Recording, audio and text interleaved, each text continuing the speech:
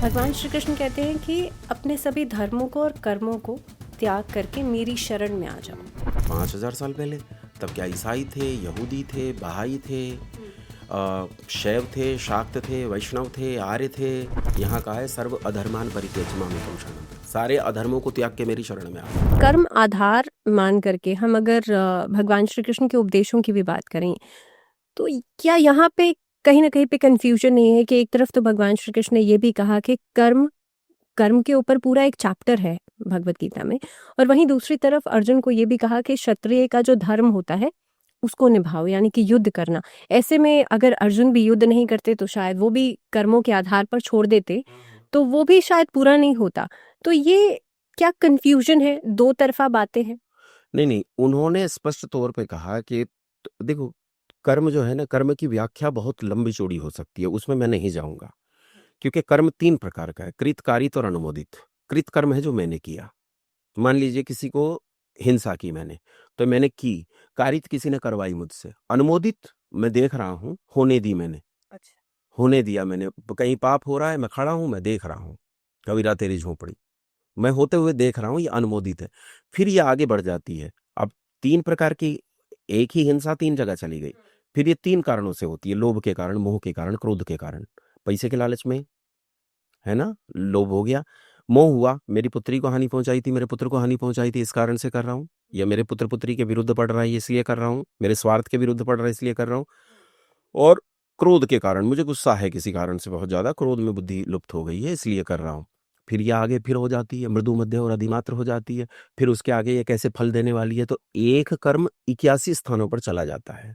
समस्या क्या है, मैं पहला प्रश्न पूरा नहीं हुआ था, आपके दूसरे प्रश्न पर आऊंगा। पहला प्रश्न हमारा ये था कि जो आदमी मंच पर बैठा है, हमने उसकी बात को जांचना बंद कर दिया है। सतवचन महाराज, सतवचन महाराज, बोलो सांचे दरबार की जय हो।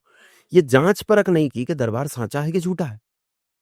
मंच पे बैठ के जो कोई जो कुछ कह जाए, मान लीजिए कोई ये कहता है कि पीपल के पत्ते पे या बेल के पत्ते पे शहद लगा के, इतनी हल्दी लगा के आप जो है विग्रह पे चिपका दीजिए, तो इससे आप गणित की परीक्षा में पास हो जाओगे। गणित पढ़ने की जरूरत नहीं है, नाम नहीं लूंगा मैं। तो अब इससे गणित की परीक्षा में कैसे पास हो जाएगा। मैथमेटिक्स के लिए पुरुषार्थ करना पड़ेगा, आपको अलजेब्रा पढ़ना पड़ेगा, कैलकुलस पढ़ना पड़ेगा, आपको एस्ट्रो मैथमेटिक्स पढ़ना पड़ेगा। आप उसे पढ़ेंगे नहीं तो कैसे पास होंगे। आपको जानकारी नहीं गणित की, ये सब बेकार की चीजें हैं। और दूसरी चीज, जीव कर्म करने में स्वतंत्र है, फल भोगने में परतंत्र है। अवश्य में भोक्तव्यम कृतम कर्म शुभाशुभम, निश्चित रूप से भोगने पड़ते हैं किए हुए कर्म, चाहे शुभ हो चाहे अशुभ हो। राज तिलक के समय 14 साल के लिए वन जाना पड़ा, वो नहीं बच पाए। कर्म के फल से वो नहीं बच पाए जिन्हें मर्यादा पुरुषोत्तम कहा जाता है।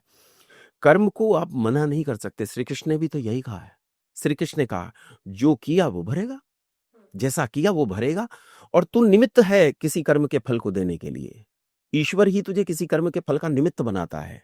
मुझे निमित्त बनाता है ना, तो मैं क्यों ना शेखर बन के निमित्त बनूं, बिस्मिल बन के निमित्त बनूं, भगत बन के निमित्त बनूं। बस मुझे इतना ध्यान रखना है कि मैं पाप के रास्ते पे ना जाऊं। तो मैं आपके माध्यम से ये अपील लोगों से करना चाहूंगा कि आप ये ध्यान दें कि जो आदमी बोल रहा है उसकी बात सृष्टि क्रम नियम के विरुद्ध है या अनुकूल है। जो कुछ सृष्टि क्रम नियम के अनुकूल नहीं है सो झूठ है। समझ में आई। अभी जब मैं आपके टाइम्स ऑफ इंडिया के कार्यालय में घुसा तो बाहर ही एक डायनासोर खड़ा था, 31 फीट का। आप विश्वास करेंगे मेरा? झूठ है। आप कहेंगे नहीं है। अच्छा, मैं जिद करूंगा तो आप क्या कहेंगे? सीसीटीवी कैमरा है, गार्ड्स हैं, हमारे लोग हैं वहां। जांच कीजिए, परख कीजिए, आपके पास न्याय शास्त्र है, 8 तरह के प्रमाण है। अरे जब आईपी कोई दंड संहिता बनाई जाती है तो एविडेंस एक्ट सबसे पहले बनाया जाता है। प्रमाण, साक्षी। साक्षी क्या है? प्रत्यक्ष क्या है, अनुमान क्या है, शब्द प्रमाण क्या है। आप प्रमाण देखेंगे, प्रमाणों के आधार पर चीजों को जानेंगे। फिर लोग क्या कहते हैं? लोग कहते हैं देखो जी, इन्होंने कुछ बातें गलत कही हैं लेकिन कुछ अच्छी भी तो कही हैं। अब मैं आपसे एक प्रश्न पूछता हूं। आपके सामने 12 कटोरे खीर रखी है, मैंने बहुत अच्छे से खीर बनवाई है, पाचक ने बहुत अच्छी खीर बनाई है। इनमें से एक कटोरे में जहर है।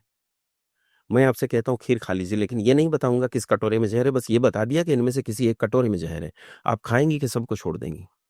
सबको छोड़ देंगे। विष संपृक्त अन्न व त्याज्य।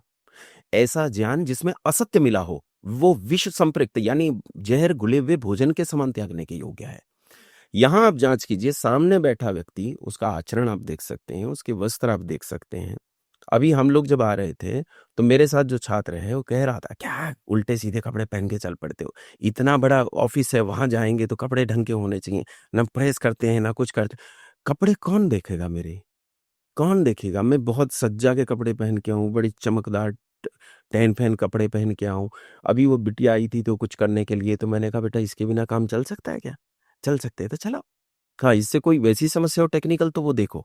आप व्यक्ति का आचरण देखेंगे, आप व्यक्ति का बोलचाल देखेंगे, आप उसका शास्त्र ज्ञान देखेंगे। संस्कृत का सकार नहीं पढ़ा है, संस्कृत के बारे में बोलते हैं।